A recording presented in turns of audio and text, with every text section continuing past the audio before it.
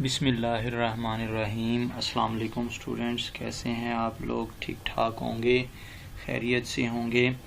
आज के इस लेक्चर में हम एक्सरसाइज 1.1 के ये 3 क्वेश्चंस कवर करने जा रहे हैं। पहले इन क्वेश्चंस को समझते हैं, उसके बाद इनको सॉल्व करते हैं बारी बारी। क्वेश्चन नंबर 13 की statement, prove analytically that for complex number Z1 and Z2।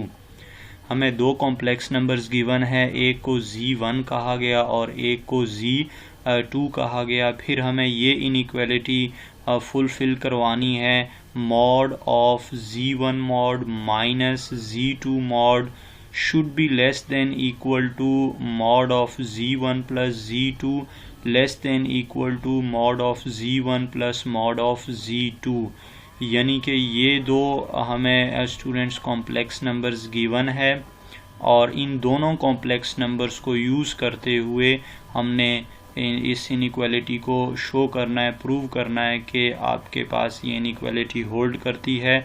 अब यहाँ पर स्टूडेंट्स बताया गया है कि हमने एनालिटिकली शो करना है यहाँ पर, यानी कि हमने कोई भी फर्जी नंबर Z1 और Z2 की फर्जी वैल्यू लेकर नहीं सॉल्व करना, बल्कि हमें जनरली Z1 और Z2 को ही यूज़ करके इस इनइक्वालिटी को शो करना है। For particular value we have not to show this result, for general values we have to conclude that this inequality is true. In next question, question number 14, let Z1 is equal to 24 plus 7 iota and Z2 mod is equal to 6. Find the greatest and least values of Z1 plus Z2 mod. अब इस question में student Z1 भी given है, Z2 का mod भी given है और हमें Z1 प्लस Z2 मॉड की ग्रेटेस्ट, मैक्सिमम और मिनिमम वैल्यूज़ कैलकुलेट करनी है। अब ये जो क्वेश्चन नंबर 14 है, this is the application of above inequality which we have written in question number 13. So 14 is the application of 13.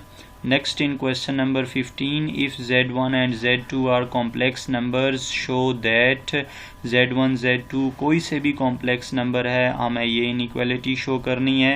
Z1 plus Z2 whole square plus Z1 minus Z2 mod whole square is equal to 2 into Z1 mod whole square plus Z2 mod whole square. ये equality हमें show करनी है, that means left hand side is equal to right hand side. अब इन questions को हम solve करते हैं बारी बारी। पहले क्वेश्चन नंबर 13 सॉल्व करते हैं, उसके बाद 14 और फिर 15। So first we have to solve question number 13।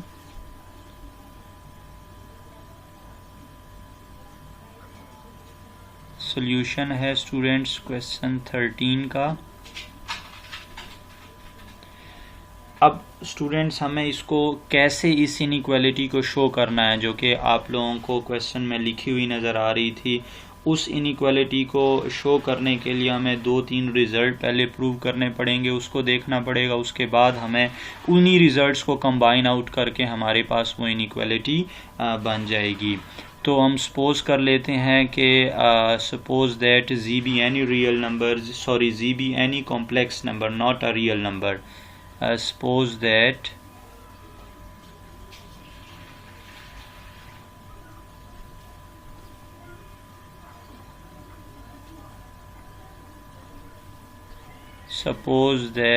Z be a complex number.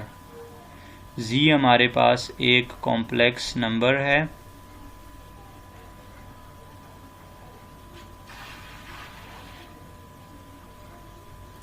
तो फिर क्या सिचुएशन होती है, हमारे पास एक वेल नोन रिजल्ट है about complex numbers which will help out in this question, जो इस क्वेश्चन में हमारी हेल्प करेगा। देन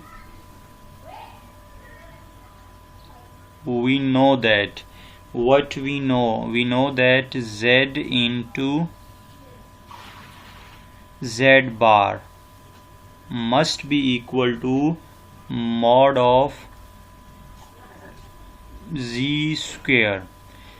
अब पहले आप लोगों को मालूम होना चाहिए कि z चूँकि क्या है, कॉम्प्लेक्स नंबर है, और कॉम्प्लेक्स नंबर बेसिकली हम किस तरह का जो है वो सपोज कर रहे हैं, यानी कि उसकी जो जनरल फॉर्म होती है वो basically x plus iota y।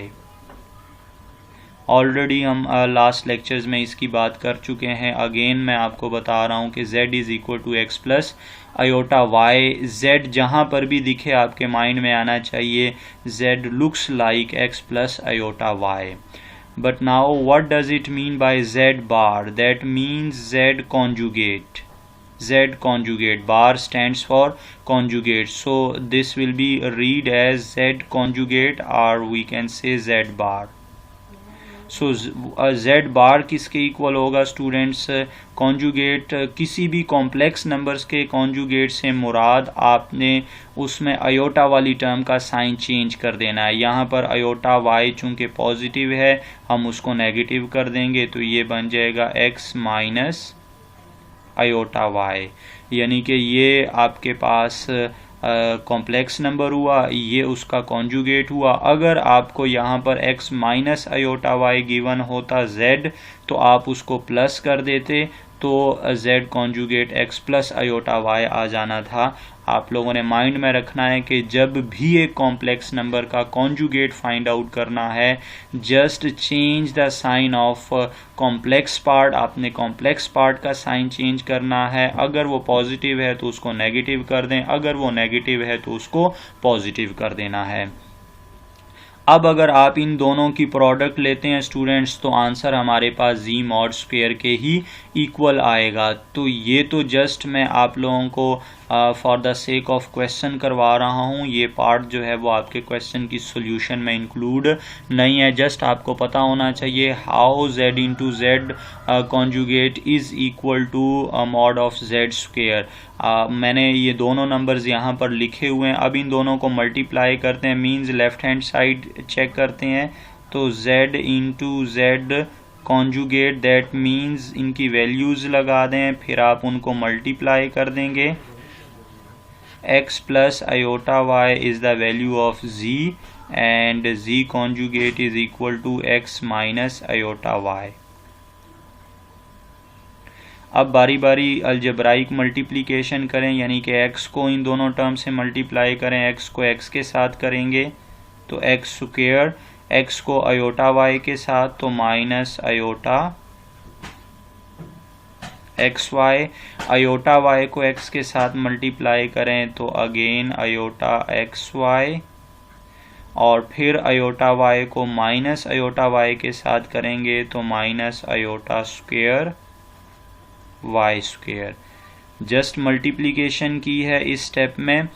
अब क्या सिचुएशन, आप x स्क्वायर और ये दोनों टर्म चूंकि सेम है और opposite sign, that will be cancelled out, और आयोटा स्क्वायर की जगह पर चूंकि ये -1 के इक्वल होता है, इसकी वैल्यू लगा दी -1 और ये y स्क्वायर, तो -1 into minus must be equal to positive, that will be x square plus y square. अब स्टूडेंट्स ये जो आपका रिजल्ट आया x square plus y square, अगर आप लोगों को मालूम हो लास्ट लेक्चर में हमने z मॉडुलस की बात की है, z मॉड की बात की है कि किसी भी कॉम्प्लेक्स नंबर के z मॉड से क्या मुराद होता है, अंडर रूट उसके रियल पार्ट का स्क्वायर। चूंकि यहाँ हम z x plus iota y consider कर रहे हैं तो रियल पार्ट x है, इसका मतलब x का स्क्वायर हो जाएगा, और इमेजिनरी पार्ट y है तो y का स्क्वायर हो जाएगा। लेकिन अगर अब हम इन दोनों साइड पे क्या कर देते हैं, स्क्वेयरिंग कर दें ताकि ये स्क्वायर रूट ख़त्म हो जाए, तो ये बन जाएगा z mod square is equal to x square plus y square. तो अब स्टूडेंट्स आप देखें कि जो हमारा result z into z conjugate है, क्या वो x square plus y square नहीं है, और यहाँ पर जो मैंने x square plus y square calculate किया, this is equal to z mod square. तो इसका मतलब स्टूडेंट्स के जहाँ पर भी किसी भी कॉम्प्लेक्स नंबर को अगर उसके कॉन्जुगेट के साथ मल्टीप्लाई किया जा रहा है, तो इससे मुराद है कि आप उसी कॉम्प्लेक्स नंबर के मॉड का स्क्वायर कर रहे हैं, यानी कि आंसर हमेशा z मॉड स्क्वायर के इक्वल आएगा। तो ये तो रिज़ल्ट जस्ट हमारे सॉल्यूशन में यूज़ होना है, आप लोगों ने इसको सॉल्यूशन में इंक्लूड नहीं करना, जस्ट इसको आपने समझने की कोशिश करनी है ताकि आप लोगों को याद रहे और आप इस रिज़ल्ट को प्रॉपरली फॉलो कर सकें और इसको यूटिलाइज कर सकें। अब स्टूडेंट हम इसी रिज़ल्ट को यूज़ करते हुए अपनी इनइक्वालिटी की तरफ मूव करेंगे और उसको हमने प्रूव करना है। उसके लिए हमें क्या करना पड़ेगा, हम पहले रिज़ल्ट जो है वो, चूंकि अगर आप इनइक्वालिटी देखें तो इनइक्वालिटी बेसिकली हमें प्रूव क्या करनी है वो मैं लिख देता हूँ यहाँ पर, मॉड ऑफ z1 मॉड और plus minus z2 mod must be less than equal to z1 plus z2 mod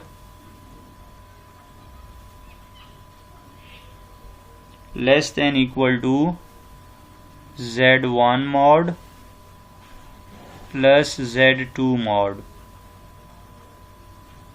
ये इनइक्वालिटी बेसिकली हमें प्रूव करनी है। अब इसको कैसे प्रूव करेंगे, ये जो दरमियान में आप लोगों को टर्म लिखी हुई नज़र आ रही है दिस, ये जिसको मैंने मार्क कर दिया है, आपने इसी टर्म को लेकर उसके ऊपर ये वाली प्रॉपर्टी यूटिलाइज करनी है, ये वाली प्रॉपर्टी हम लगाएंगे इसके ऊपर। तो अब आप देखें कि अगर इसको मैं यूज़ कर देता हूँ यहाँ पर z1 प्लस z2 मॉड और उसका स्क्वायर, तो अब आप देखें कि इसकी राइट हैंड साइड, ये जो इक्वालिटी हमने शो की है, इसकी राइट हैंड साइड का स्क्वायर उस कॉम्प्लेक्स नंबर और उसके कॉन्जुगेट के प्रोडक्ट के इक्वल है। तो इसका मतलब फिर मैं अब इसको क्या लिख सकता हूँ, चूंकि मॉड के अंदर जो टर्म लिखी हुई है that is z1 plus z2 और नेक्स्ट इसका कॉन्जुगेट आ जाएगा z1 प्लस z2 कॉन्जुगेट, ये आ जाएगा कॉन्जुगेट या बार।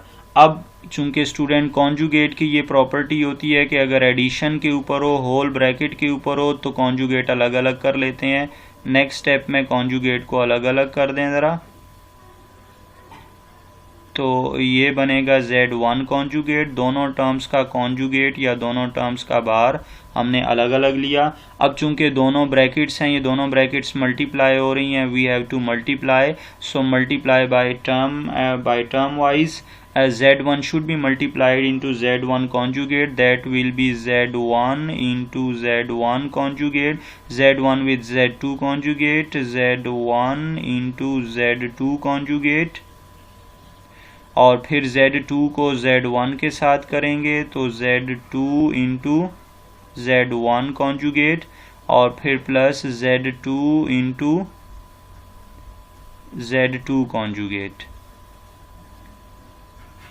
अब अगेन हमें यहाँ पर जो है वो ऊपर वाली जो ये इक्वालिटी है उसको यूज़ करना है। देखें यहाँ पर अब क्या कहा जा रहा है, वही अगेन यूज़ हो रहा है, इक्वेशन वही यूज़ हो रही है। अगर आप कॉम्प्लेक्स नंबर को उसके कॉन्जुगेट से मल्टीप्लाई करें तो आंसर हमेशा उस नंबर के मॉडुलस के स्क्वायर के इक्वल आएगा। तो यहाँ पर वही सिचुएशन स्टूडेंट्स आप देखें तो z1 इंटू z1 कॉन्जुगेट, मतलब नंबर के साथ उसी का कॉन्जुगेट मल्टीप्लाई हो रहा है। तो अभी क्या कहा मैंने कि आप लोगों ने z1 नंबर के मॉड के स्क्वायर के इक्वल उसको लिख लेना है बाय दिस इक्वेशन को यूटिलाइज करते हुए। अब चूंकि ये दोनों डिफरेंट हैं, z1 इंटू z2 कॉन्जुगेट और ये z2 इंटू z1 कॉन्जुगेट, अब अगर आप इन दोनों को स्टूडेंट्स मल्टीप्लाई करेंगे तो आपके पास जो आंसर आएगा,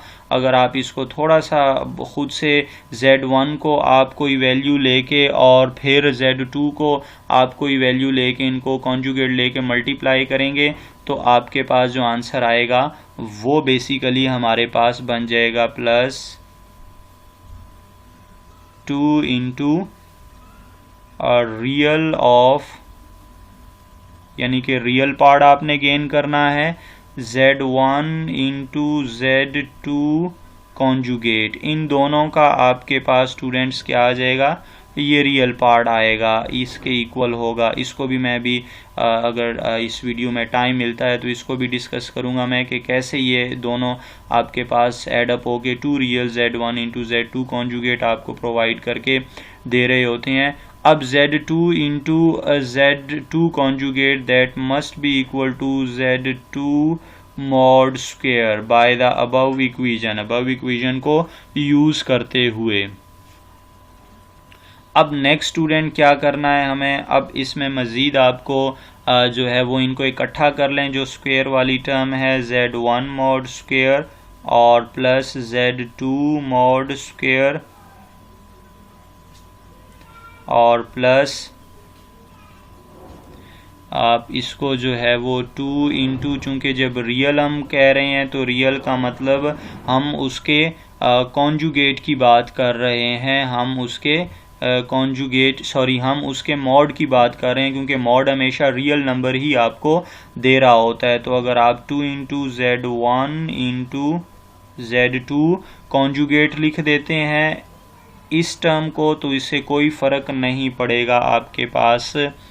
और उसके बाद अब स्टूडेंट्स यहाँ पर आपके पास चूँकि ये अगर हमने दोनों को रिप्लेस किया है, to real Z1 Z2 conjugate को 2 mod Z1 Z2 कॉन्जुगेट से, तो यहाँ पर इक्वलिटी नहीं बल्कि यहाँ पर लेस देन इक्वल आएगा आपके पास। क्यों लेस देन इक्वल आएगा? क्योंकि ये जो रिज़ल्ट होता है आपके पास किसी भी नंबर का जो मॉड होता है, जो आपके पास मॉडुलस होता है, that must be greater than or equal to, वो उस नंबर से हमेशा ग्रेटर या इक्वल होता है। यानी कि z का जो मॉड है वो z से ग्रेटर या इक्वल होगा। तो यहाँ पर चूंकि हम Z1 Z2 कॉन्जुगेट का मॉड कंसीडर कर रहे हैं, इसका मतलब ये मॉड जो है वो Z1 Z2 से ग्रेटर होगा। तो इसलिए इक्वलिटी की जगह पर जब आप इस स्टेप में आप लोगों ने रियल Z1 Z2 की जगह पर Z1 Z2 से बड़ी वैल्यू लगा दी, तो इसका मतलब ये वाली साइड आपके पास छोटी हो जाएगी इससे, या ये वाली साइड बड़ी हो गई इससे हमारे पास। अब मज़ीद जो आप स्टेप लिखेंगे दैट इक्वल, अब ये स्टेप नीचे वाले के इक्वल है, उनमें कोई चेंजिंग नहीं आ रही हमारे पास। अब उसको कैसे लिखेंगे? Z1 आपके पास mod square plus Z2 mod square और फिर प्लस आपके पास 2 इंटू, अब इनका मॉड अलग अलग कर दें क्योंकि मल्टीप्लिकेशन में जब आपके पास दो कॉम्प्लेक्स नंबर मल्टीप्लाई हो रहे हो तो हम उनका मॉड अलग अलग कर देते हैं। अब मज़ीद आप लोगों को मालूम होना चाहिए कि जो किसी भी नंबर के कॉन्जुगेट का आप मॉड लेते हैं तो वो उसी नंबर के मॉड के इक्वल आता है। यानी कि इसको हम अब लिख सकते हैं स्टूडेंट्स मज़ीद एक स्टेप से, Z1 square plus Z2 square और प्लस 2 इंटू Z1 और इसको लिखा जा सकता है Z2 मॉड। अभी मैंने कहा कि चूंकि किसी भी नंबर का मॉड z का mod is equal to z conjugate mod, क्योंकि किसी भी नंबर का मॉड उसके कॉन्जुगेट के मॉड के इक्वल होता है, तो इसलिए ये कॉन्जुगेट का मॉड हमने ये कॉन्जुगेट हटा के उसी नंबर के इक्वल कर दिया। अब अगर आप स्टूडेंट देखें तो ये हमारे पास फॉर्मूला बन जाता है a square plus b square plus 2ab। तो इसको लिख सकते हैं a plus b whole square, तो इसको लिखें a plus b whole square, तो Z1 मॉड और प्लस Z2 मॉड का होल स्क्वायर बनेगा।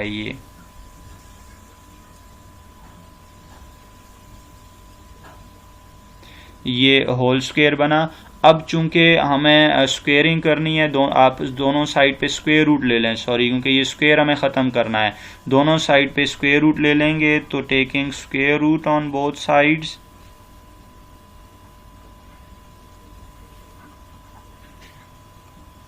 Taking square root on both sides,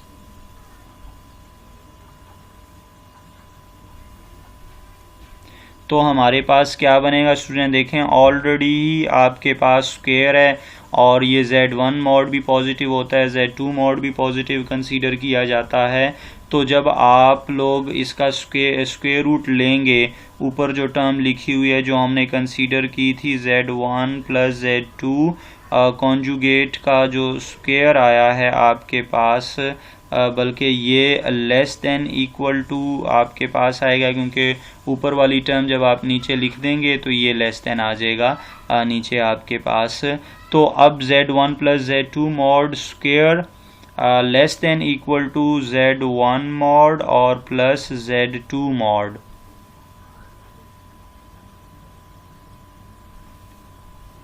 square, अब मैंने ऊपर क्या लिखा है, we have to take square root on both sides, दोनों साइड्स पे आप स्क्वायर रूट ले लेंगे। तो जब स्क्वायर रूट ले लेंगे तो स्क्वायर रूट से कैंसल आउट हो जाएंगे और आपके पास डायरेक्ट क्या आंसर बच जाएगा, Z1 plus Z2 is less than equal to Z1 mod और प्लस Z2 मॉड।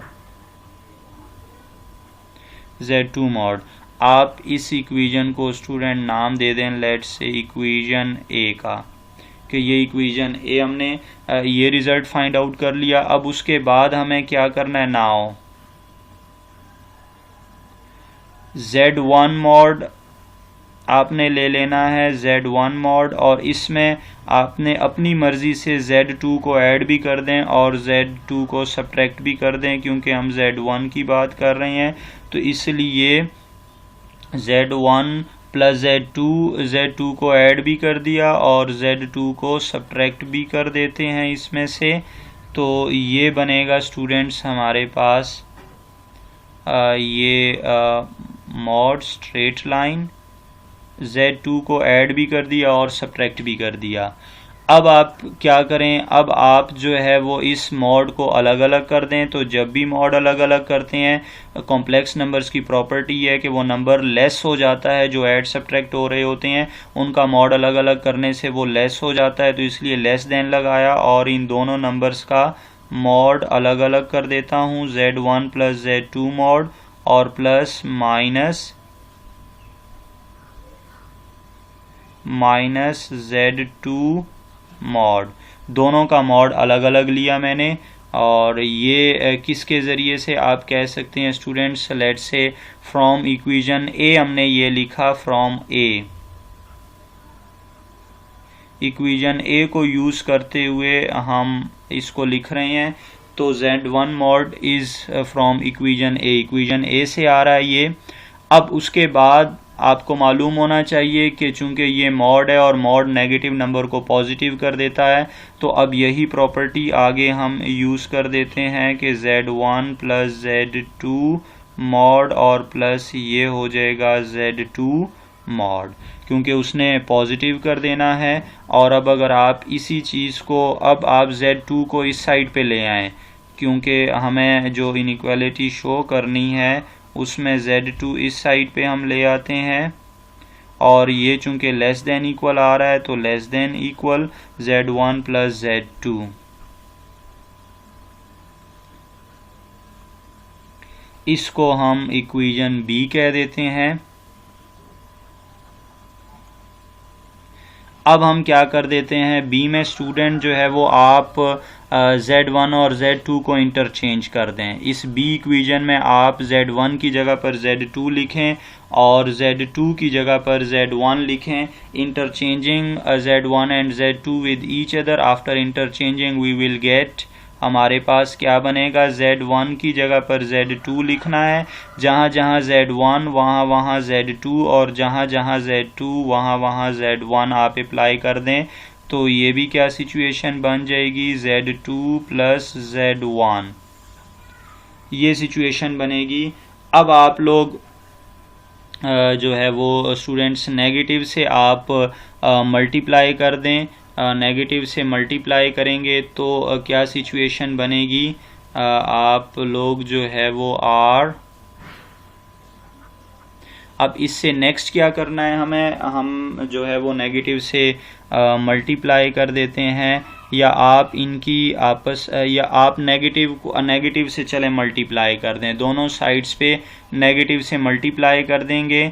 तो सिचुएशन क्या बन जाएगी, सिचुएशन बनेगी आपके पास नेगेटिव से जब मल्टीप्लाई करेंगे तो नेगेटिव इंटू Z2 मॉड और minus Z1 mod. Just negative से मल्टीप्लाई कर रहा हूँ मैं, तो ये जो जब आप नेगेटिव से मल्टीप्लाई करते हैं तो ये इनइक्वालिटी वाला सिंबल रिवर्स हो जाता है, यहाँ लेस देन इक्वल है, यहाँ ग्रेटर देन इक्वल हो जाएगा और यहाँ पर भी minus Z2 plus Z1 mod बनेगा ये।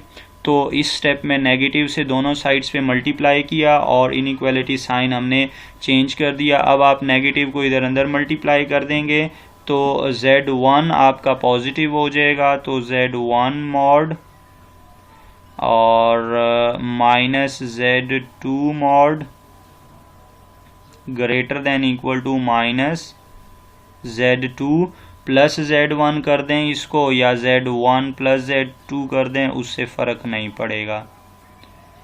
अब इसको हम इक्वेशन C कह देते हैं कि ये हमारे पास इनइक्वालिटी C आई है। अब इन तीनों इनइक्वालिटी, बल्कि आप जो है वो इनइक्वालिटी B और C को अगर आप ज़रा कंबाइन कर लेते हैं स्टूडेंट्स, B और C को कंबाइन करके आप लिख सकते हैं। क्या लिखा जा सकता है, अगर B और C को आप देखें तो इस केस में Z1 mod minus Z2 mod इससे लेस इक्वल है और यहाँ पर इससे ग्रेटर इक्वल है, यानी कि आप दरमियान में जो है वो Z1 mod minus Z2 mod को लिखें। तो combining B and C,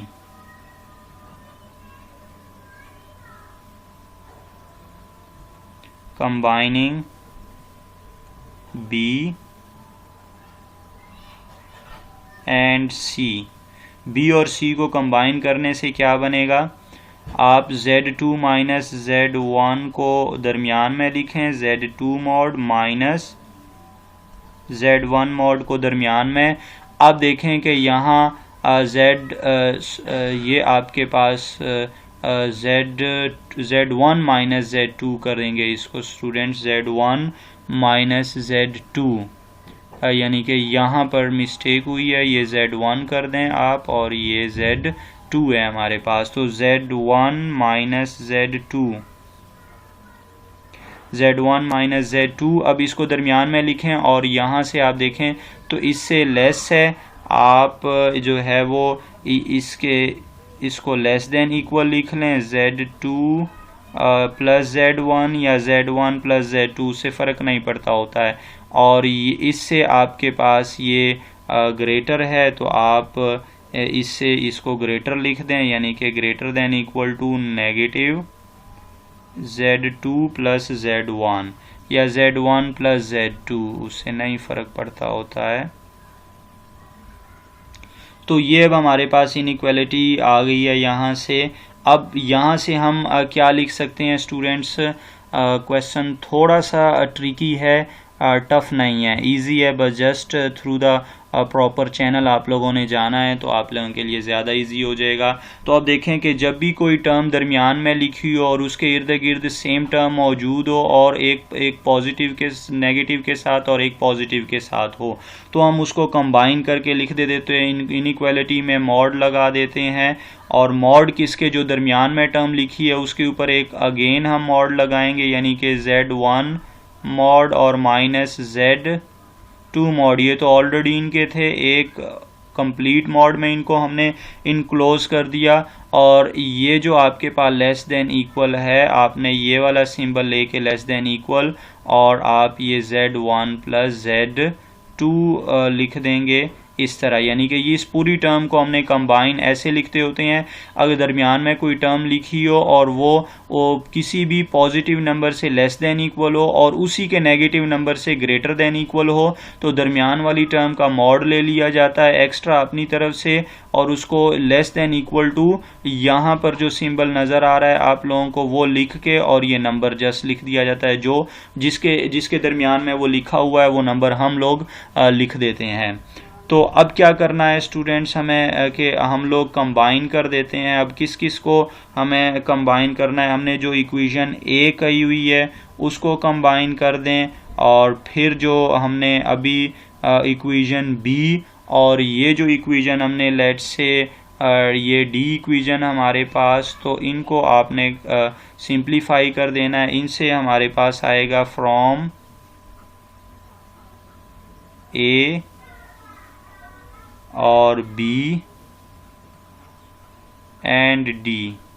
in equation से अब हमने क्या लिखना है स्टूडेंट्स कि ये चीज़ अगर आप देखें तो ये इससे लेस है, और आगे जो ए है उसमें ये चीज़ जो है वो लेस देन इक्वल होगी Z1 प्लस Z2 से, तो उन्हीं को ही आप जो है वो कंबाइन कर लें, Z1 मॉड और minus Z2 mod less than equal to Z1 plus Z2, और यही लेस देन इक्वल है ए में हमने जो शो किया हुआ है Z1 mod plus Z2 mod. तो यही हमें इस क्वेश्चन में शो करना था, जो कि थोड़ा सा क्वेश्चन लेंथी है। आप लोगों ने इसको थोड़ा ध्यान से करना है। मैं एक दफ़ा फिर 2 मिनट में इसका प्रोसीजर रिवाइज कर देता हूँ आप लोगों के लिए। आप लोगों ने जस्ट करना क्या है, जो मैंने पहली इक्वालिटी लिखी थी Z into z conjugate is equal to Z mod square, आपने उसी को ही माइंड में रखते हुए जो दरमियान में आपको टर्म दी हुई है Z1 प्लस Z2 मॉड का स्क्वायर आपने कंसीडर कर लेना है, क्योंकि इसी को ही आपने ऑसिलेट करवाना है, इसी को ही आपने कंपेयर करवाना होता है। तो इसलिए इस दरमियान वाली टर्म का हमने स्क्वायर लेना है और उसके ऊपर Z इंटू जेड कॉन्जुगेट का फॉर्मूला लगा देंगे। वो फार्मूला लगाने के बाद इसका जो है रिज़ल्ट आ जाएगा हमारे पास। जब इसका रिज़ल्ट आएगा उसके बाद आप तो या Z1 कंसीडर कर लें, Z1 मॉड, या Z2 मॉड कंसीडर करें। जो आप कंसीडर करेंगे उसमें आपने दूसरा अगर Z1 कंसीडर किया है तो Z2 ऐड या सब्ट्रैक्ट कर दें, अगर Z2 कंसीडर किया है तो उसमें Z1 को ऐड और सब्ट्रैक्ट कर दें। जो भी आप कंसीडर कर रहे हैं वो ऐड सब्ट्रैक्ट करेंगे तो वहाँ से आपके पास एक रिज़ल्ट आएगा, और उस रिज़ल्ट में आपने इंटरचेंजिंग कर देनी है। Z1 को Z2 की जगह पर, Z2 को Z1 की जगह पर लिखेंगे, और उनको आपने कंपैरिजन करके ये रिज़ल्ट जो है वो गेन कर लेना है। और इस वीडियो में बाकी जो 2 क्वेश्चंस मैंने लिखे हुए हैं उसको नेक्स्ट वीडियो में मैं सॉल्व कर देता हूँ आप लोगों के लिए। अगर आप लोगों को कोई भी कन्फ्यूजन है इन क्वेश्चंस में और कोई भी आप लोगों को पॉइंट समझ नहीं आ रहा तो आप मुझे कमेंट कर दें, मैं आप लोगों को उसकी डायरेक्शन दे दूंगा, आप लोगों के लिए मज़ीद उसको ईजी कर दूंगा। अगर आप लोगों को ये वीडियो पसंद आई है तो हमारे चैनल को लाइक करें, सब्सक्राइब करें, शेयर करें, अपने दोस्तों के साथ भी ज़रूर शेयर करें। अल्लाह हाफिज़।